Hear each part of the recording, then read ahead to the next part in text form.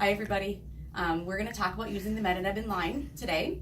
The first thing you're going to do is you're going to grab obviously your Metaneb device and you're going to get your Metaneb circuit. The circuit comes just like so, nice little bag. Make sure you open it up nicely because there are little pieces in here you'll need to come back to perhaps at a later date. Okay?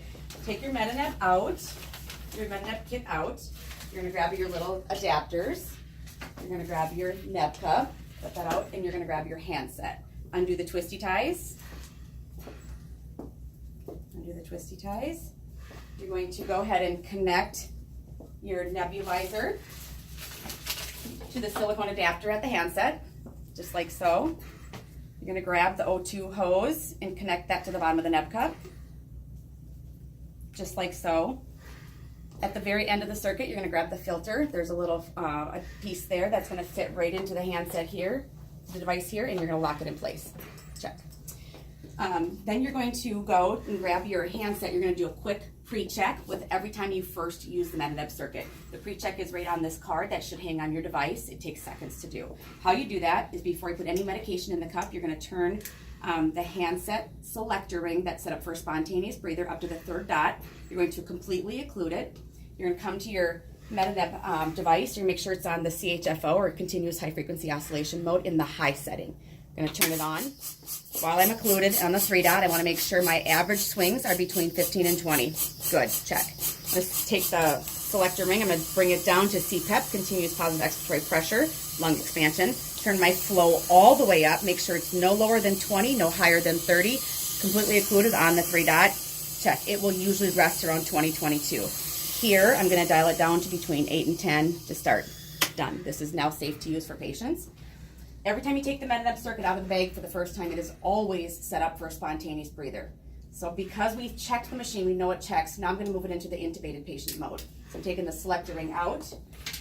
I'm going to my bag of adapters here, bag of goodies, and I'm going to grab my black occlusion ring.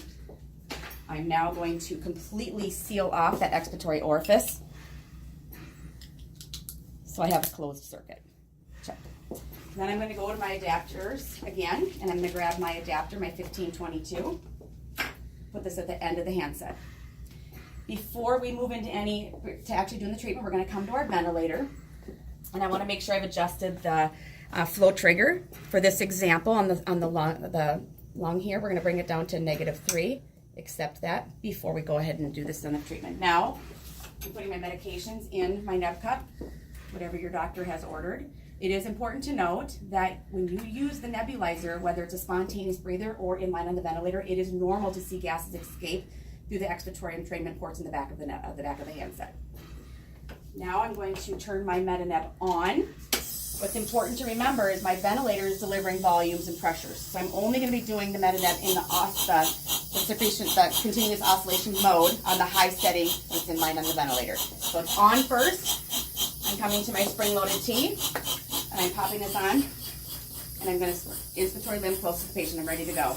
Coming back to my ventilator just to make sure that it's not recognizing, making sure my sensitivity is adjusted appropriately, and it's delivering. It will normally recognize some erroneous flows. You may need to silence the ventilator for 5 times for the 10-minute treatment. When you're done, you're going to leave your